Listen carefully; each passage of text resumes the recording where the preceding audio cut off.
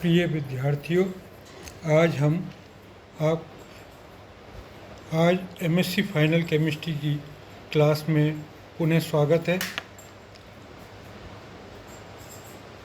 मैं doctor BK Agarwal, associate professor, Lohia college, Churu.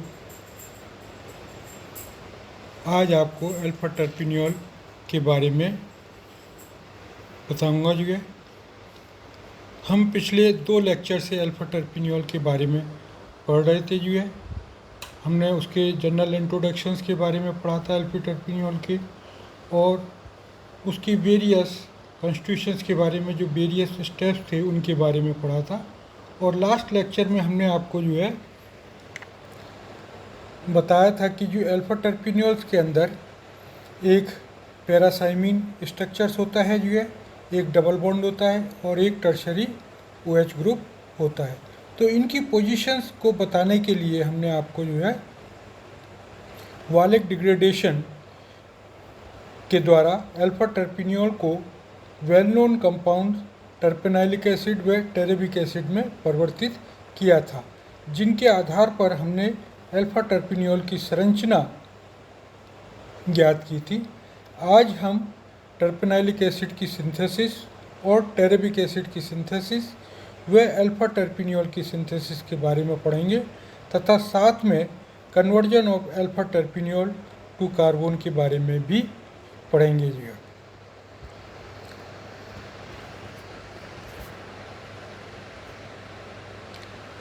तो सबसे पहले जो टर्पेनाइलिक एसिड की सिंथेसिस है, इसमें हम इथाइल एसीटोएसीटेट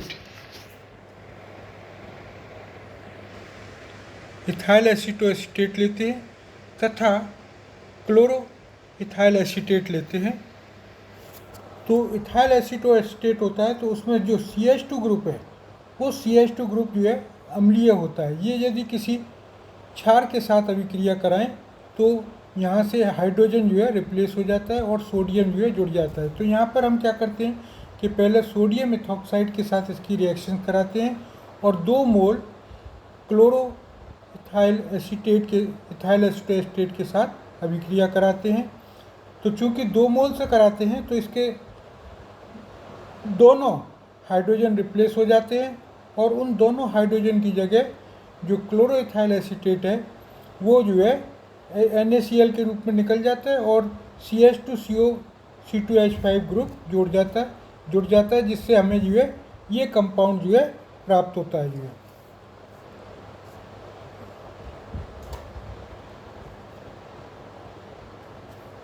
ये कंपाउंड जो है इंटरमीडिएट प्राप्त होता है। जो है अब इसको हम हाइड्रोलिसिस करते हैं कंसनट्रेट QS से।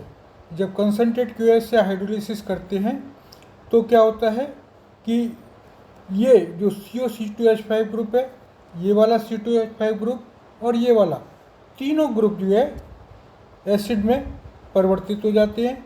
और जब हम इसकी सेकेंडली जो है H+ से ट्रीट करते हैं तो एक ही कार्बन पर जो 2 CH2 COOH और COOH ग्रुप नहीं रह सकते, इसलिए जो है CO2 - CO2 के रूप में निकल जाता है और हमें ये कंपाउंड जो है प्राप्त होता है।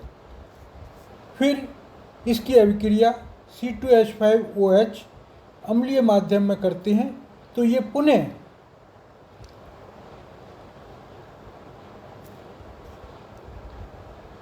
जो एसिड बना था वो पुनः जो है एस्टर में परिवर्तित हो जाता है। जो है जब हम QH के साथ कंसनट्रेट QH के साथ करते हैं तो ये COOH में परिवर्तित हो जाता है।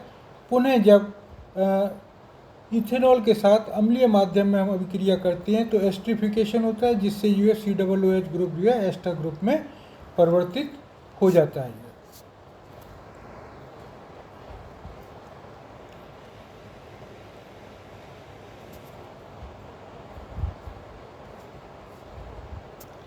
अब इसकी अभिक्रिया मिथाइल मैग्नीशियम आयोडाइड के साथ कराते हैं,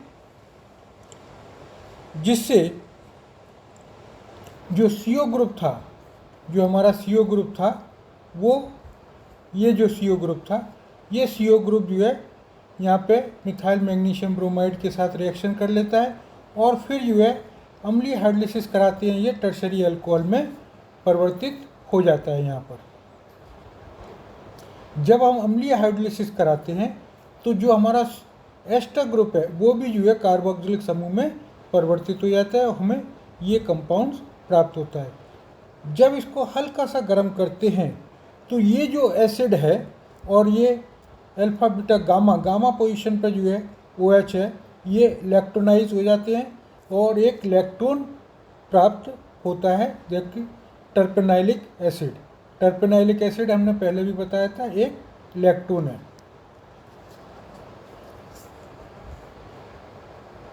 अब दूसरी सिंथेसिस है सिंथेसिस ऑफ टेरेबिक एसिड जो है। इसमें हम क्या करते हैं कि जो है इथाइल एसीटोएसीटेट लेते हैं।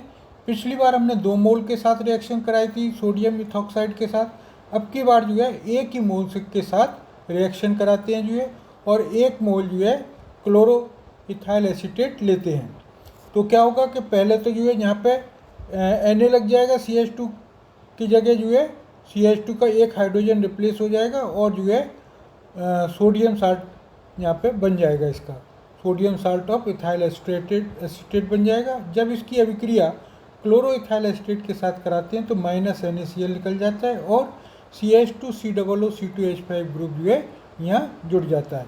तो पहले से एक COOC2H5 ग्रुप था, अब एक और जुड़ गया जो है, तो ये हमें संरचना प्राप्त होती है। अब इसकी अभिक्रिया मिथाइल मैग्नीशियम ब्रोमाइड के साथ कराते हैं तो ये कीटोन जो समूह है, जो कीटो समूह है, इस पर जो है अभिक्रिया होती है, OMgBr लग जाता है, OMgBr और यहाँ पर एक CH3 समूह जो है और जुड़ जाता है जो है।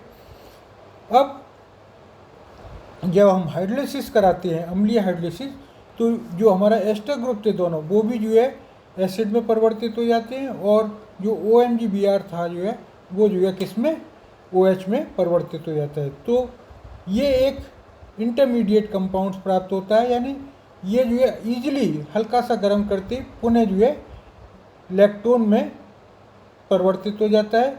तो जो लैक्टोन है वो एक टेरेबिक एसिड है जो है। तो इस तरीके से ये जो है हमें टेरेबिक एसिड जो है प्राप्त हो जाता है। अब इन दोनों कंपाउंड की सिंथेसिस के बाद फाइनली जो है हम अल्फा टर्पिनियोल की सिंथेसिस के बारे में पढ़ेंगे। तो 7 पॉइंट है, 7वां point, finally the structure of alpha terpineol has been confirmed by its synthesis given by Perkin juniors and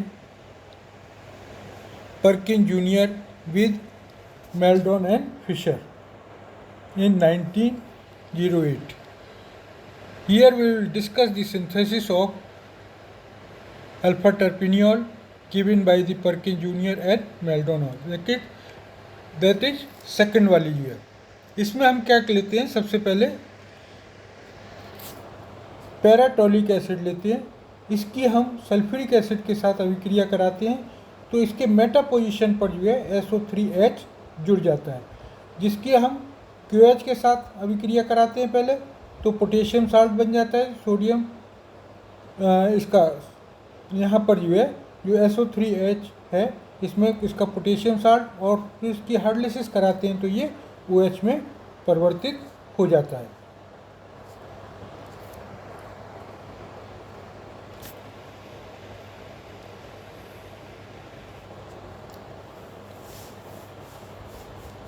अब इसकी अभिक्रिया सोडियम के साथ इथेनॉल की उपस्थिति में कराते हैं तो क्या होता है कि जब सोडियम के साथ कराते हैं तो इनका जो रिंग है, रिंग का जो है रिडक्शन हो जाता है। जो बेंजीन रिंग है वो साइक्लोहेक्सेन रिंग में परिवर्तित हो जाती है, यानी जो कंपाउंड्स होगा वो साइक्लोहेक्साइल होगा। यानी ये जो है जो तीनों डबल बॉन्ड थे वो हमारे उसका हाइड्रोजनेशन हो जाता है जो है, और ये हमें कंपाउंड्स प्राप्त होता है। अब इसकी अभिक्रिया HBr के साथ कराते हैं तो जो OH है OH जो है Br में परिवर्तित हो जाता है। अब इसकी अभिक्रिया जो कंपाउंड प्राप्त होता है उसको पिरिडीन के साथ हीट करते हैं तो क्या होता है,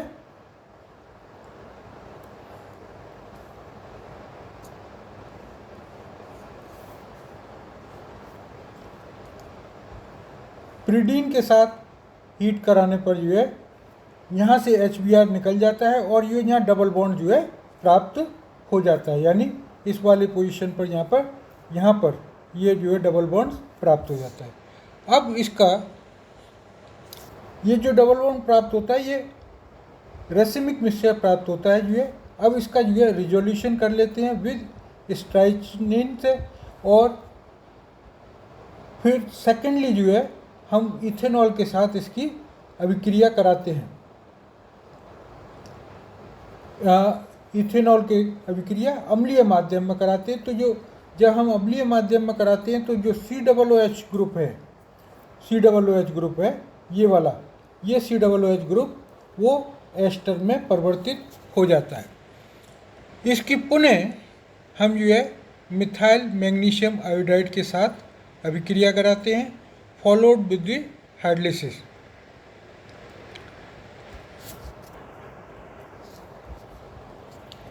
जिससे क्या होता है कि यहाँ पर इस कार्बन पर जो है जो 2 OH ग्रुप आ जाते हैं, यानी COOH ग्रुप भी जो है हो जाता है, और जो CO ग्रुप है वो पुनः जो है पहले जो CO ग्रुप का होता है और COOH ग्रुप का होता है और वो फिर वापस कीटो ग्रुप में परिवर्तित हो जाता है, और ये जो है यहाँ पर एक मिथाइल ग्रुप जुड़ जाता है और 2 OH ग्रुप जुड़ जाते हैं।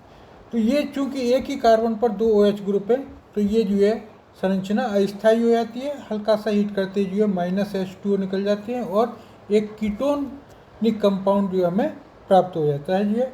अब इसकी अभिक्रिया जो है पुनः मिथाइल मैग्नीशियम आयोडाइड के साथ कराते हैं। सेकेंडली हाइड्रोलिसिस, अम्लीय हाइड्रोलिसिस कराते हैं। तो जो कीटोन ग्रुप है वो हमारा टर्शरी OH में परिवर्तित हो जाता है जो है, और हमें प्लस माइनस अल्फा टर्पिनियोल्स प्राप्त होता है। तो ये तो जो है हमारा कंस्टिट्यूशन ऑफ अल्फा टर्पिनियोल्स के बारे में हुआ। इसके बाद एक पॉइंट और है कि कई बार जो है अल्फा टर्पिनियोल को कार्बन में परिवर्तित करने की रिएक्शंस पूछी गई है जो है, तो उसको भी हमने जो है यहाँ पे इसी के साथ ले लिया है कि अल्फा टर्पिनियोल्स का कार्बन में किस प्रकार से परिवर्तन करेंगे। यानी अल्फा टर्पिनियोल की अभिक्रिया NOCl के साथ कराते हैं तो जो डबल बॉन्ड्स है, डबल बॉन्ड्स पर इस पर एडिशन कंपाउंड्स प्राप्त हो जाता है जो है, और एक कार्बन पर Cl और दूसरे कार्बन पर NO जुड़ जाता है। अब ये आइसोमराइज होकर जो है क्या होता है कि जो NO है वो C डबल बॉन्ड NOH यानी ऑक्सीम में जो है परिवर्तित हो जाता है। इसकी अभिक्रिया हम C2H5ONA से कराते हैं। तो ये वाला, ये जो क्लोरीन के नीचे वाला जो कार्बन है, ये कार्बन जो है अम्लीय होता है और ये यहाँ पे सोडियम जुड़ जाता है, और फिर जो है हल्का सा हीट करते हैं तो जो HCl के रूप में जो है ये निकल जाता है, ये NaCl के रूप में। तो यहाँ पर जो है डबल बॉन्ड्स आ जाता है। अब इसको सल्फ्यूरिक एसिड के साथ गर्म करते हैं तो जो कार्बन डबल बॉन्ड NOH था यानी ऑक्सीम था, वो ऑक्सीम जो है कीटो ग्रुप में परिवर्तित हो जाता है, और इस प्रकार से हमें ये कार्बन की संरचना प्राप्त हो जाती है, यानी conversion of alpha terpineol into carvones. तो आज हमने पढ़ा जो है synthesis of terpenylic acid, synthesis of terebic acid, synthesis of जो है अल्फा टर्पिनियोल्स, एंड लास्टली जो है conversion of alpha terpineol to carvone. तो इस तरीके से ये अल्फा टर्पिनियोल्स की संरचना आज कंप्लीट होती है। धन्यवाद।